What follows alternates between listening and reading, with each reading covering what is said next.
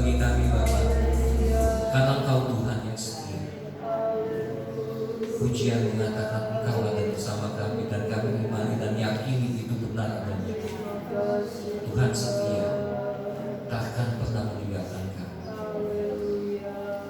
Malam hari ini Bapa, siapkan hati kami untuk menerima berkat dari firman Tuhan yang akan disampaikan.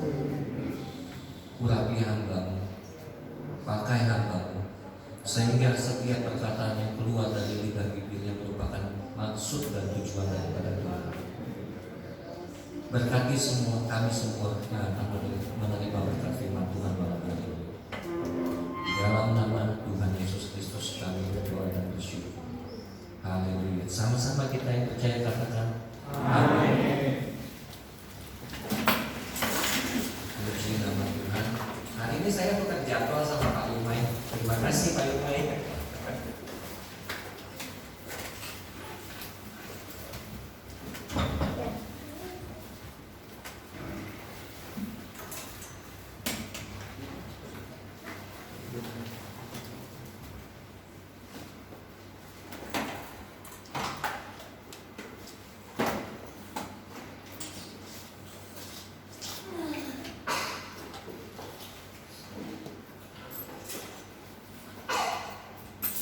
Tema firman Tuhan malam hari ini menikmati berkat dari Tuhan. Enak gak Bapak Ibu? Enak ya, menikmati berkat dari Tuhan. Karena saya berhidup ini, entah kita orang percaya atau tidak percaya, Tuhan itu masih setia. Amin. Kenapa? Dia Tuhan yang adil. Dia Tuhan yang adil. Dia Bapa yang setia, Allah yang adil. Tuhan yang punya kedaulatan atas hidup kita semua. Jadi entah kita orang percaya atau orang tidak percaya, berkat Tuhan pasti turun. Yang membedakan itu satu, bisakah kita menikmati berkat-berkat dari Tuhan? Sama-sama kita buka Alkitabnya.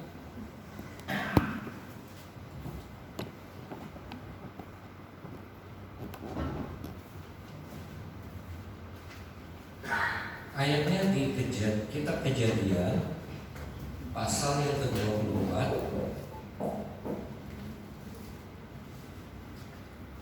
ayat yang ke-40. Kejadian 24 itu perikopnya Ribka dipinang bagi Ishak. Ada yang tahu Ishak siapa?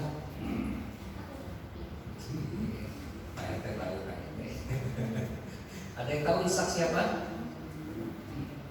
Bukan Ishak tangis ya, Ishak anaknya Abraham.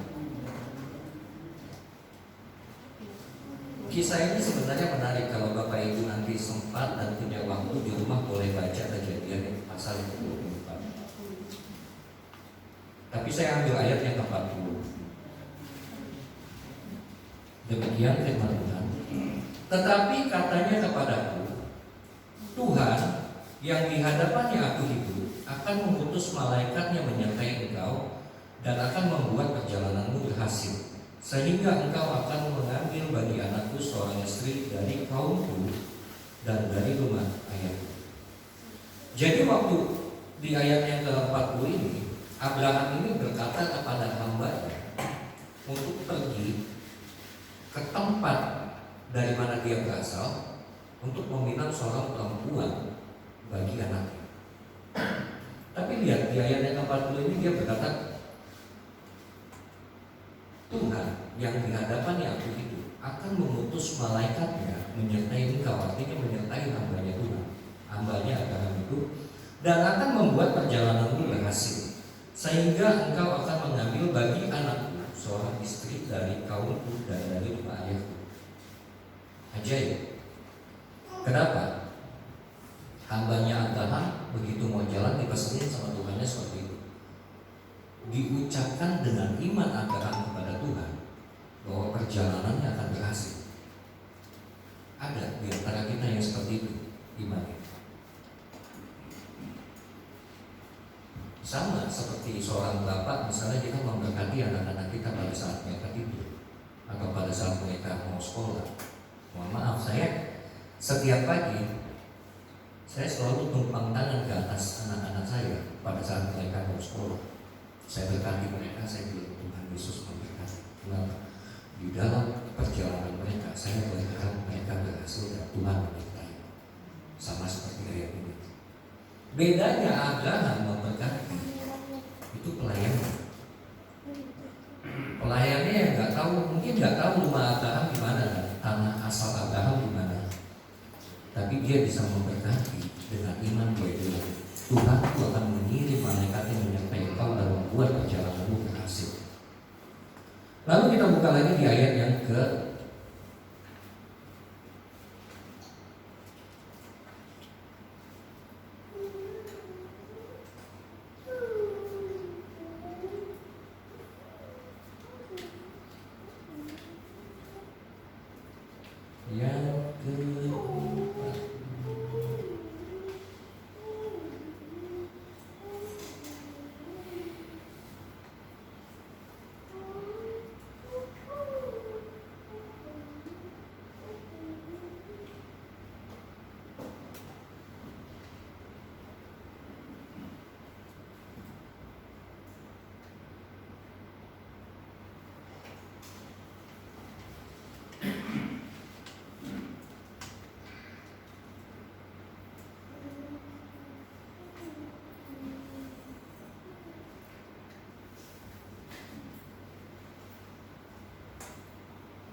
ayat hilang.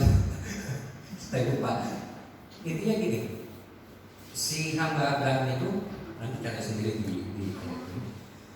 di pasal yang ke-24. Dia bilang sama Tuhan Abraham, dia sebutkan syarat akan ada mata air di depan. Jika ada seorang perempuan datang, aku akan berkata kepadanya, berilah aku minum. Mari. Apabila dia memberikan aku air dan dia memberikan untuk unta-untaku minum, maka perempuan inilah yang akan Tuhan kasih. Dia bisa punya keyakinan seperti itu. Dan Tuhan mewujudkan hal itu. Tuhan mewujudkan hal itu. Si Ribka itu yang kasih minum. Nah, balik ke zaman sekarang. Kalau itu kan kita bicara tentang di kitab Kejadian, zaman-zaman Abraham. Kalau kita bicara zaman sekarang, kenapa Tuhan memberkati manusia? Kenapa Tuhan memberkati semua orang, mau yang percaya kepada Dia atau tidak percaya kepada Dia?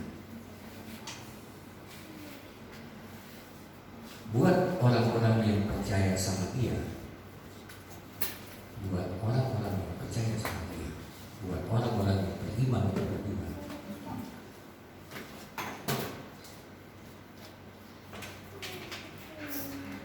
ada 3 alasan. Pertama, karena kita mau berserah kepada Tuhan. Itu alasan pertama Tuhan memberkati kita. Kedua, karena kita mau berjalan sesuai dengan rencana Dia. Yang ketiga, kita mempunyai tekad atau iman yang nyata dengan apa yang Tuhan mau. Iman kita, tekad kita sejalan dengan Tuhan. Lalu kalau orang-orang nggak percaya diberkati sama Tuhan, banyak kan? Banyak. Bapak Ibu bisa lihat di Arab sana, mungkin nggak terima Tuhan Yesus ya, belum terima Tuhan Yesus, tapi kaya-kaya semua. Berkat jasmaninya melimpah, berkat rohaninya kita nggak tahu, tapi yang pasti berkat jasmaninya melimpah. Betul ya? Yang pada sembahyang ke Pekong, berkat jasmaninya melimpah. Kenapa mereka bisa menerima dengan luar biasa? Kadang-kadang kita orang Kristen kalah sama mereka. Bapak Ibu tahu kenapa banyak pengemis sekarang tiap hari Jumat di Permata? Karena banyak berkat hari Jumat. Yang punya kepekong sama wihara bagi berkat katanya. Saya juga dengarnya dari orang, katanya udah ada yang dapat nasi kotak, kadang-kadang dikasih uang 50.000. Makanya menjamur. menjamur. Saya nggak mau bicara tentang berkat jasmani doang. Kalau berkat jasmani itu kita percaya Tuhan, nggak percaya Tuhan, semua disediakan. Amin. Yang saya mau katakan gini, berkat pasti mengalir. Betul ya, itu nggak ada lagi di depan berkatnya. Hujan, kan berkat, hujan berkat. Berkat pasti mengalir. Mau bicara masalah keuangan, masalah kesehatan, apa segala macam, berkat pasti ada. Masalahnya cuma satu, kita bisa nikmati nggak berkat itu? Saya tulis gini, banyak orang sudah diberkati oleh Tuhan, tapi tidak semua orang dapat menikmati berkat dari Tuhan dengan penuh sukacita. Nah, malam hari ini kita mau belajar bagaimana agar kita dapat menikmati berkat-berkat dari Tuhan secara maksimal dalam hidup kita. Yang pertama, cara untuk menikmati berkat dari Tuhan adalah punya pola hidup sehat. Enak ya, ngomongnya enak gitu kan, punya pola hidup sehat. Artinya bukan cuma punya pola hidup sehat itu, kita nggak berbicara cuma tentang jasmani, tapi juga pikiran atau rohani. Nah, kenapa harus punya pola hidup sehat? Pertama, untuk menikmati berkat Tuhan secara maksimal, orang itu harus sehat tubuhnya, Pak. Terutama bapak-bapak yang umurnya udah kepala 4 ke atas, seperti saya. Serius, 3 bulan terakhir ini saya sibuk ngangkatin besi tiap malam di rumah. Sejam sampai 1,5 jam saya pasti main barbel, saya main sit up apa segala macam. Kenapa? Karena saya tahu dalam satu momen Tuhan ingatkan saya tentang damai. Tuhan ingatkan saya tentang damai. Jadi untuk bisa menikmati berkat Tuhan secara maksimal, kita memang harus sehat secara jasmani. Tidak sakit, tidak terkontaminasi dengan dunia. Artinya apa? Punya pola hidup sehat itu bukan cuma olahraga ya. Artinya gini, kita harus tentuin pilihan tubuh kita ini, kita mau kasih makan asupan yang seperti apa? Mau kasih makan asupan yang sehat atau kasih junk food semua? Mau minuman yang sehat atau minuman yang ya sudah kalian tahulah tidak sehat gitu. Contohnya misalnya dari kopi aja, kita bicara kopi sama teh, itu kita bisa tentuin mau sehat atau enggak. Kok bisa ditentuin, Pak? Bisa. Gula itu yang bikin nggak sehat. Maaf bapak-bapak, ibu-ibu, kalau minta kopi di rumah udah hilangin stok gulanya, biar pikiran kita lebih tenang, gula darahnya turun gitu kan, nggak banyak penyakit, gulanya tinggal. Bapak-bapak yang umurnya 40 ke atas, makan nasinya mulai ditakar.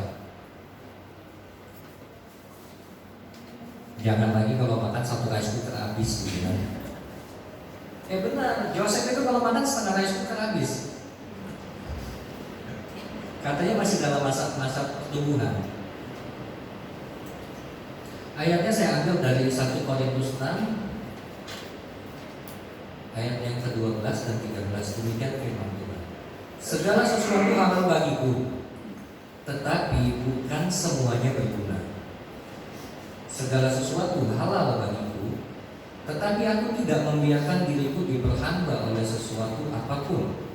Makanan adalah untuk perut, dan perut untuk makanan. Tetapi kedua-duanya akan dibinasakan Allah. Tetapi tubuh bukan untuk pecah belah, melainkan untuk Tuhan, dan Tuhan untuk tubuh. Jelas kalau kita mengatakan berarti tubuh kita harus sehat. Itu yang pertama. Terus kalau sudah terlanjur mengidap satu penyakit bagaimana? Kan pertanyaannya di situ. Memang kan kita kadang-kadang kurang ajar sama Tuhan.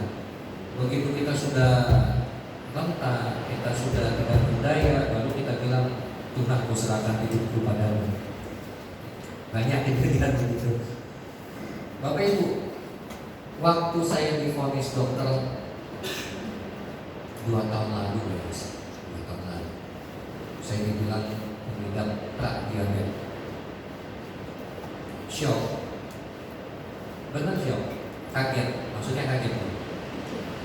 Ternyata saya dengar dari dokter bahwa penyakit diabetes itu adalah penyakit turunan ya. Betul ya, Bapak Ibu ya, penyakit turunan. Dan saya lupa, mama saya, nenek saya semua meninggal karena diabetes. Mama saya belum meninggal soalnya. Nenek saya, kakek saya meninggal karena diabetes. Mama saya bilang meninggal mana-mana gitu dia. Saya lupa. Tapi gini, Bapak Ibu tahu, gula darah saya puasa itu di bawah 100. Sekarang di angka 70. Untuk seorang pengidap diabetes, gula darah di bawah 100, di angka 70 itu kadang-kadang bagus sekali. Dan setelah after makan gitu ya, dicek lagi, itu gula darah nggak pernah lebih dari 160.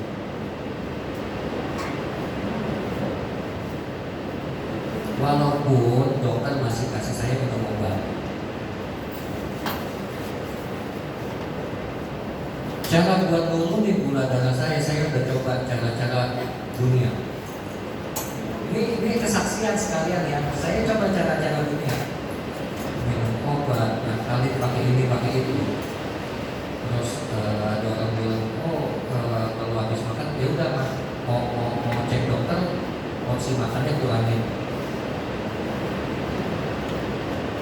Waktu itu dijalani tetap di atas 100 semua. Jadi gula darah puasanya 180, 190, habis makannya bisa 260. Bapak Ibu tahu rahasianya? Firman Tuhan. Yuk kita buka Alkitabnya dari kitab Daniel.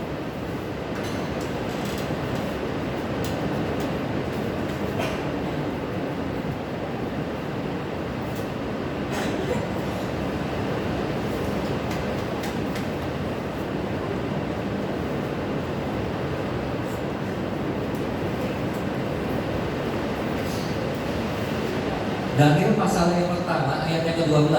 Demikian firman Tuhan. Adakanlah pencobaan dengan hamba-hambamu ini selama 10 hari, dan biarlah kami diberikan sayur untuk dimakan dan air untuk diminum. Ayat 13. Sesudah itu bandingkanlah perawakan kami dengan perawakan orang-orang muda yang makan dari santapan raja. Kemudian perlakukanlah hamba-hambamu ini sesuai dengan pendapatmu. Ayat yang ke-14, didengarkannya lah permintaan mereka itu, lalu diadakanlah pencobaan dengan mereka selama 10 hari. Dan ayat yang terakhir, setelah lewat 10 hari ternyata perawakan mereka lebih baik dan mereka kelihatan lebih gemuk daripada semua orang muda yang makan dari santapan raja. Mau hidup sehat, ikutin Daniel. Ikutin Daniel. Serius, saya sehat gara-gara ikutin Daniel. Saya bisa mengatasi kelemahan-kelemahan pradiabetes itu parah Pak. Belum jadi diabetes, saya baru pradiabetes aja, baru masuk ke tahap diabetes itu parah. Kalau saya dulu kelamaan itu ngantuk. Habis makan pengennya tidur, ngantuk. Sekarang udah gak. Karena kan saya ngikutin Daniel. Dan satu lagi saya belajar buat puasa. Saya belajar berpuasa dan terbukti badan saya lebih sehat. Berat saya dari 80 2 bulan lalu itu sampai 72. Sekarang naik lagi ke 74 gara-gara ngangkatin barbel yang lalu. Masa ototnya nambah. Jadi kalau misalnya kita sudah terlanjur mengidap satu penyakit, sudah ada Alkitab sebagai sumber hidup,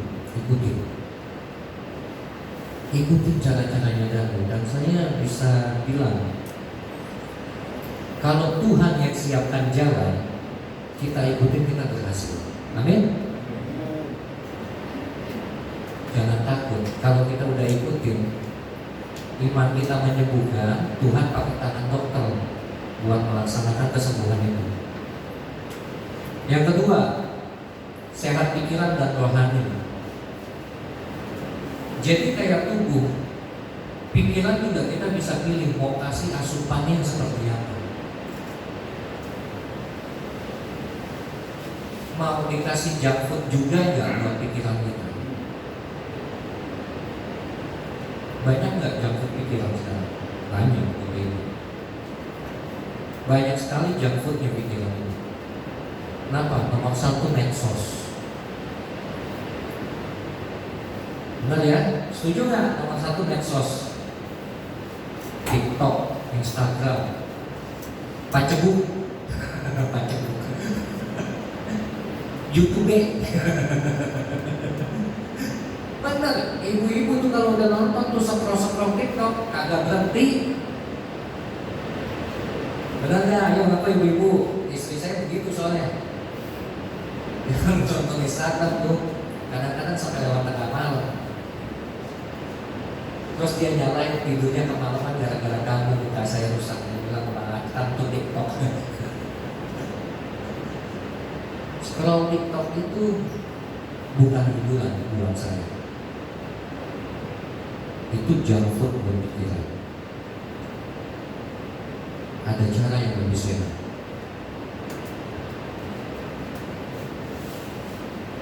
Ada cara yang lebih sehat. Kita beruntung Bapak Ibu di gereja ini. Saya katakan begitu. Dan saya nggak bilang di gereja ini doang, di gereja lain pun saya bilang, saya beruntung di gereja saya. Kenapa beruntungnya? Pagi-pagi saya bangun tidur jam 5 pagi, WA dari Pak Gembala itu udah masuk. Nah, isinya renungan firman Tuhan secara video. Betul ya? Nggak repot bacanya, tinggal play, bisa sambil geleng-geleng kepala kedengeran firman Tuhannya. Mazmur katakan takut akan firman Tuhan. Kemarin Bu Gembala kan pakai ayatnya. Adalah Allah pengetahuan yang baik. Jadi kalau pagi-pagi saya berpikir, saya bangun, saya udah dengar firman Tuhan, hari saya dipimpin sama Tuhan. Amin. Buat itu nomor satu dalam hidup saya itu pagi-pagi makanannya itu dari firman Tuhan dulu. Jadi rohani saya itu benar-benar fresh. Lo kadang tanya, "Pak, kok gak buka mata gak langsung doa?" Doanya bareng sama Bapak Gembala. Doanya bareng sama Bapak Gembala lewat WA. Gereja lain belum tentu ada, belum tentu gembalanya punya waktu buat kasih makan jemaat-jemaat itu tiap hari. Benar Bapak Ibu, saya berikut 1, 2, 3, 4, 5, 6 gereja, 7 gereja. Di sini doang saya dapat seperti itu. Dari 7 gereja yang pernah saya jalani. Kalau renungan yang baca banyak dari grup-grup WhatsApp saya banyak sekali. Misalnya dari grup alumni STT yang satu lain itu tiap pagi ada yang kirim, ada yang pagi kirim jam 4 atau jam 3 pagi mereka kirim. Terus dari grup yang sekarang saya baca juga ada juga yang kirim tiap pagi. Tapi kan kadang kita berpikir gitu, kita butuh firman Tuhan itu bukan cuma sekedar buat hiasan. Betul ya? Kalau buat hiasan, Bapak Ibu gak usah pegang firman Tuhan banyak-banyak. Serius, kalau firman Tuhan cuma sebagai hiasan, cuma sebagai akal-akalan kita doang buat kita senang, gak usah pegang banyak-banyak Bapak Ibu. Pegang aja yang ada di Filipi sini. Kenapa? Filipi 4 ayat 4 berkata, bersukacitalah senantiasa. Mau sedih, mau senang, ingat ayat itu senang. Terus dalam Filipi lagi, Allahku akan memenuhi segala kebutuhan rumah tanggamu. Kan enak didengarnya kan? Enak didengarnya. Punya duit gak punya duit kayak gak ngomong. Tuhan kan udah ngomong kayak gitu di Alkitab, masa kita dikasih uang. Kalau cuma firman Tuhan cuma sebagai hiasan. Kenapa sebagai hiasan? Buat bagus-bagusan supaya kita bisa tuntut Tuhan. Gak usah banyak, gak usah belajar Alkitab secara keseluruhan. Berbandingkan scroll-scroll TikTok enak, ngabisin waktunya gak berasa atau tengah malam. Jadi firman Tuhan, kalau kita mau rohani kita sehat, harus diperlakukan dengan serius. Harus diperlakukan dengan serius, dibaca ayat per ayat, diartikan, didalami, dan dimengerti makna dari firman Tuhan itu. Makanya saya bilang, kadang-kadang saya iri loh Mbak. Jemaat di sini tuh enak diajarin ya. Diurutin sama Bapak Gembala ngasih renungan, urut ayat per ayat, diartiin semua tiap hari. Enak banget. Lah gua dulu 4 tahun belajar begituan. Di sini jemaat dikasih makan gratis cuma-cuma. Jadi enggak, kadang iri hati. Kalau remaja-remaja yang membaca atau mendengarkan firman Tuhan secara rutin tiap hari, karakternya terbentuk seperti karakter Kristus. Amin. Karakternya terbentuk seperti karakter Kristus. Kenapa? Alkitab bilang, ajarkanlah anakmu pengetahuan tentang firman Tuhan berulang-ulang. Jangan pernah bosan. Apalagi di Ayub. Ayub itu yang paling saya berkesan. Adalah waktu dia bilang, skip bagian pertama, tapi dia bilang gini, masakan aku mau menerima yang baik-baik saja dari Tuhan. Kayaknya Bapak Gembala belum sampai di sana ya. Udah sampai belum mau? Hah? Udah lewat ya? Udah lewat ya? Apa belum kayaknya? Itu yang paling berkesan buat saya. Karena firman itu jendelanya kalau waktu saya kehilangan sesuatu. Berarti kenapa? Rohani saya sudah dikasih makan firman Tuhan. Kenapa? Sudah ada firman Tuhan yang jadi rema dalam hidup saya.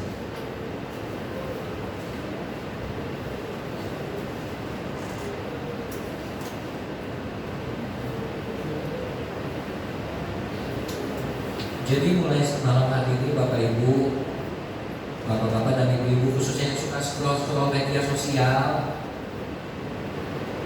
dikurangin. Kalau nggak bisa dihilangin, dikurangin. Kenapa? Kalau belum ngantuk, coba deh malam-malam baca Alkitab, pasti ngantuk. Malam-malam baca Alkitab 1 ayat, 2 ayat, ayat ketiga, ayat ke-10 pasti ngantuk untuk tidur. Jadi hidupnya juga makin sehat, kan tidurnya makin cepat. Dikurangin. Jadikan firman Tuhan jadi prioritas utama dalam hidup kita. Itu yang pertama, kita harus sehat secara rohani dan jasmani. Yang kedua adalah, ini yang paling penting, mengatur kehendak kita. Yang kedua, mengatur kehendak kita.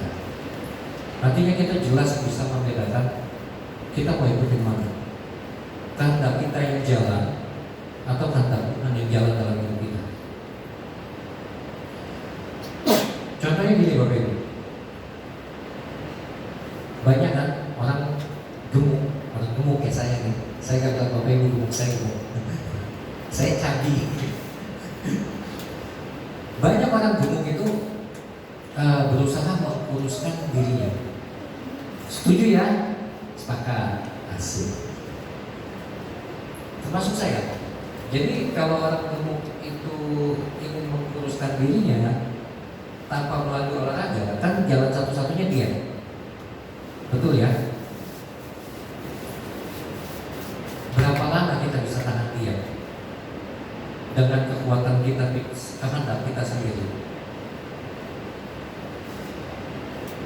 2 bulan Pak, maksimal paling lama. Habis itu kita nyerah, makannya 2 kali lipat lebih banyak. Benar, kenapa? Berasanya udah berat makan dibatasin apa segala macam, udah kayak kelinci kan, makannya semak-semak doang. Nggak turun-turun, akhirnya balas dendam. Makanya banyak orang gemuk, dia akhirnya malah tambah gemuk. Nggak percaya, lihat Ivan Gunawan. Waktu ditantangin dengan uang, dulunya banyak. Setelah masuk itu gemuk lagi. Beda kalau kita andalkan kehendak Tuhan dalam hidup kita. Kita pakai kekuatan kehendak dari Tuhan. Itu sukses. Benar, orang gemuk yang mau kurus ikutin saya.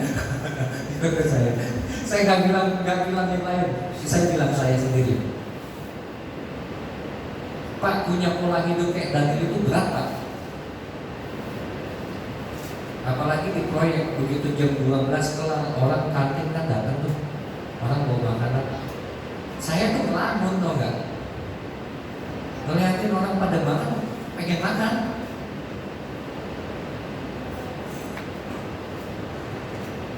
Awal-awal gak tahan Pak, awal-awal gak tahan. Saya bilang sama teman saya, kalau gak makan ini perut saya perih, padahal gak perih. Terus Tuhan bilang, udah jangan makan nasi, makan buah. Akhirnya makan buah lah. Dimulailah petualangan saya dengan buah. Istri saya tahu saya paling gak suka buah. Jadi tiap siang itu saya dibeliin sama kantor-kantor di proyek itu pokoknya satu lonjong gitu yang tukang buah. Itulah yang saya makan tiap hari pada awalnya.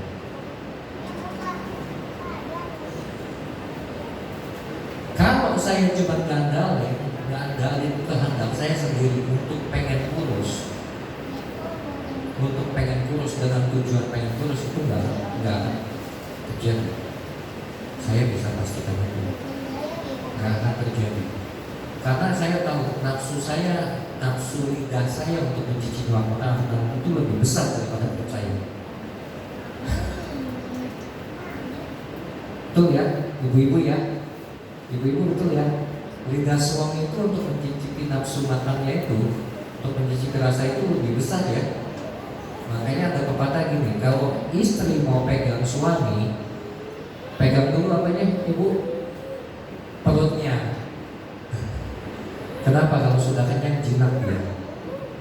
Laki-laki itu kalau sudah kenyang jinak. Makanya saya katakan, kalau saya pakai kehendak saya pribadi untuk hidup sehat sesuai Alkitab, gak akan jalan. Gak akan jalan, pasti gagal. Tapi kalau saya biarkan kehendak Tuhan yang pimpin hidup saya untuk berusaha, diri saya yang dipimpin sama kehendak Tuhan untuk berusaha hidup sehat, itu nyata terjadi. Itu terjadi, ibu-ibu, bapak-bapak. Serius, baru tahun ini saya belajar puasa. Boleh tanya istri saya di belakang. Tahun-tahun kemarin tuh, kalau puasa, doanya udah benar. Jam 6 pagi kita udah doa, minta Tuhan kekuatan buat puasa apa segala macam. Betul ya, begitu ya. Jam 10 buka. Udah makan roti 1 sama minum air 11. Kenapa perutnya sakit? Perutnya sakit ibu-ibu. Kenapa minta diisi makanan? Saya juga bingung. Begitu saya biarkan kehendak Tuhan yang masuk dalam hidup saya untuk pimpin, tahan bisa dari jam 5 pagi sampai jam 8 malam baru buka. Dan malamnya pun buka bukan pakai nasi, cuma pakai pangsit 3 butir sama bakso 3 butir. Itu sempat jalan 3-4 bulan. Indominya lepas Bu Christine. Bu Christine, Indominya lepas. Baru kemarin gua berapa hari makan Indomie tadi udah stop. Ibu Gembala tahu, itu juga pernah ngomelin saya. Kenapa saya bisa pagi, siang, sore Indomie? Karena makanan pokok saya cuma itu. Dan itu bertahun-tahun. Ada satu kejadian lucu, nggak apa-apa ya, saya khotbah agak lama kan, hujan juga, hujan berkat di luar. Bapak Ibu, saya dirawat di rumah sakit sampai saat ini cuma 1 kali. Itu di tahun 2015 karena tipes. Rumah sakitnya di rumah sakit Melati itu yang di pos. Itu 2015 1 kali saya dirawat karena tipes. Itu pun saya masih nyetir sendiri di rumah sakit. Jam 11 malam, jam 10 malam saya sampai di rumah sakit. Saya bilang sepertinya saya tipes karena saya nggak pernah begini. Dokter ambil darah terus bilang tipes, saya dirawat. Jadi saya muntah tuh cuma 1 kali, itu karena saya muntah. Terus saya ambil kunci mobil, saya pergi ke rumah sakit. Di rumah sakit itu nggak bisa makan. Hari kedua saya turun ke bawah, saya bawa-bawain pusat, saya makan indomie di depan rumah sakit. Susternya ngikutin di belakang. Lumayan begitu. Makan kan? Orang tipes kan nggak boleh makan indomie kan? Saya cuma bisa makan indomie, jadi saya turun ke bawah. Kalau di rumah sakit Melati itu di parkiran sebelah bawah, itu ada yang jualan indomie pakai motor roda 3 kalau malam. Jadi malam itu saya cuma nongkrong di situ, minum indomie, makan indomie sama minum kafe. Susternya di belakang takut saya kabur. Ngikutin dia. Tapi itu satu bukti Pak, satu bukti bahwa Tuhan pelihara kita luar biasa. Tuhan jaga kita luar biasa.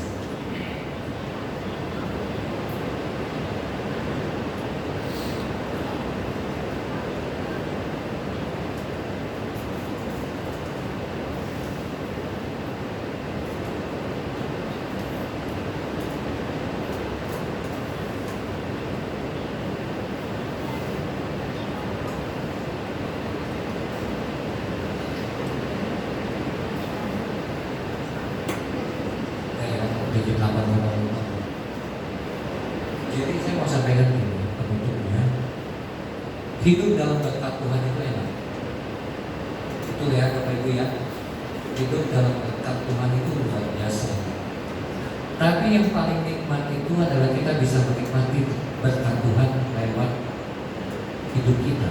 Dalam hidup kita bisa menikmati berkat Tuhan secara luar biasa dengan sukacita syukur. Tetap percaya Tuhan setia. Kita punya Tuhan yang selalu menjaga, menopang dan memelihara hidup kita. Mengapa? Karena kita semua berharga di mata Tuhan. Amin. Tuhan Yesus memberkati. Kita tundukkan kepala, kita berdoa.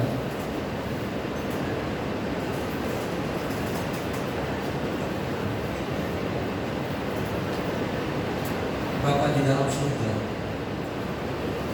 yang kami sembah di dalam nama Yesus Kristus. Malam hari ini kami belajar Tuhan, agar setiap kami bisa menikmati berkat-berkat Tuhan. Berkat yang telah Engkau sediakan bagi kami. Mulai dari kami di dalam kandungan, kami percaya dan imani Tuhan telah menyiapkan semuanya.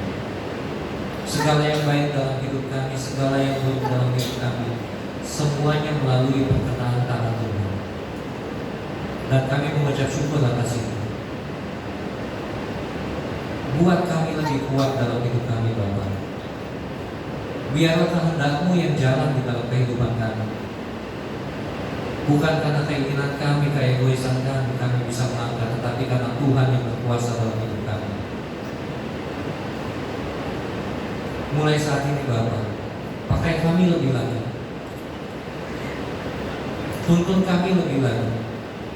Apabila selama ini kami telah menyakiti hati Kamu Bapa, melalui keegoisan kami, melalui keinginan daging kami mohon ampunan Tuhan malam hari ini. Kami mau kembali ke jalan Tuhan. Kami mau dibimbing oleh Roh Kudus. Kami mau hidup berkenan dengan Tuhan. Layakkan kami untuk itu Bapa. Kami tahu kami lemah. Kami tahu kami suka ke kiri dan ke kanan, tapi bersama Tuhan kami tahu kami dapat menjalani itu dengan luar biasa. Kami tahu kami bisa hidup dengan sukacita surgawi di bumi ini, sehingga apa yang Engkau ciptakan kami, Bapa, tujuan dari penciptaan-Mu nyata di dalam kehidupan kami dan Tuhan dipermuliakan. Terima kasih atas berkat dan rahmat-Mu, Tuhan. Terima kasih juga untuk anugerah-Mu yang luar biasa malam ini. Di dalam nama Yesus Kristus kami berdoa dan bersyukur. Haleluya. Amin.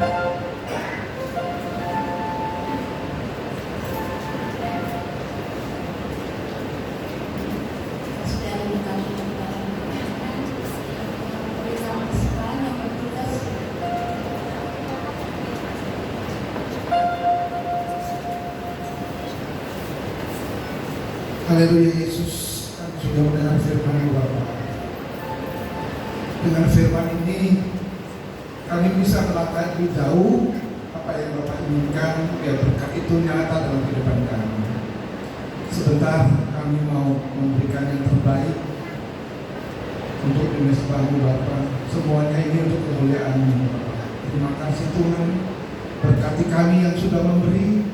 Kami siap menjalankan persembahan ini. Hanya dalam nama-Mu kami bersyukur dan mengucap syukur. Haleluya. Amin.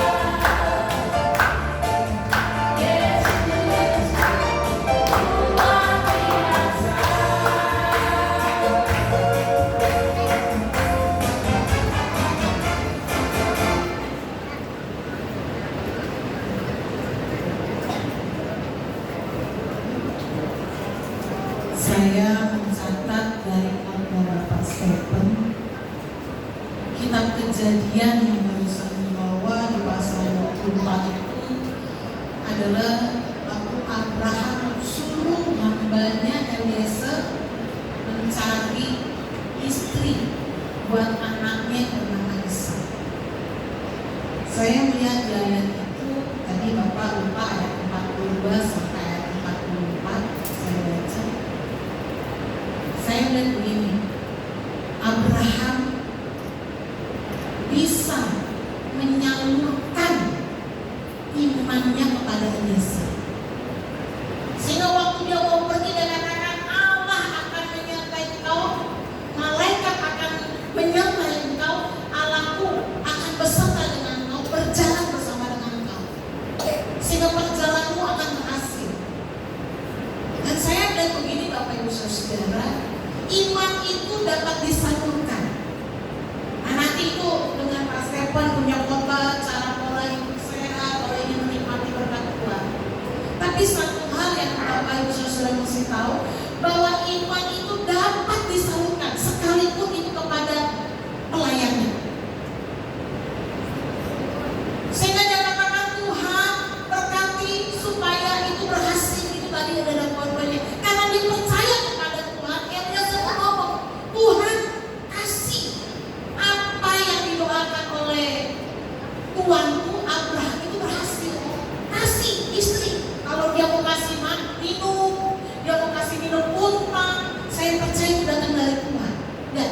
hamba, seorang pelayan bisa punya iman yang besar. Sesuai dengan tadi poin yang dibawa oleh Bapak Stephen, kalau Bapak Ibu Saudara percaya sepenuhnya kepada Tuhan, kalau Bapak Ibu Saudara berjalan sesuai dengan kebenaran firman Tuhan, dan kalau Bapak Ibu Saudara punya tekad yang sama dengan Tuhan. Karena Abraham dengan jelas katakan ini, kalau tidak ada seorang gadis yang akan ikut dengan kau, jangan bawa anak ke sana. Artinya apa? Abraham punya satu tekad, gak boleh menyimpang dari firman Tuhan. Sesuai dengan khotbah bahwa percaya kepada Tuhan, berjalanlah sesuai dengan rencana Tuhan, dan punya tekad yang sejalan dengan Tuhan, maka Tuhan akan memberkati saya dan kita semua. Firman Tuhan yang baik, yang kembali mengingatkan kita. Dan ingat, kalau sudah diberkati oleh Tuhan, pola hidup sehat, pikiran, kehidupan itu tetap terus dijaga, makan harus dijaga supaya hidup kita dapat nikmati berkat-berkat yang Tuhan berikan. Ya, dalam firman Tuhan malam hari ini memberikan kita semangat di dalam Tuhan.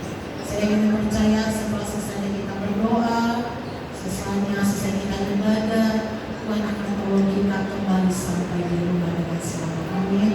Saya dulu mendengar sebuah pujian, Allah kuasa melakukan segala perkara. Saya undang semua untuk bangkit berdiri.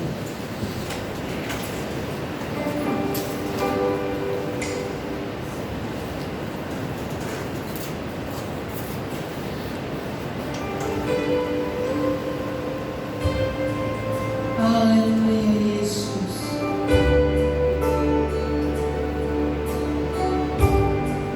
Haleluya Tuhan. Allah kuasa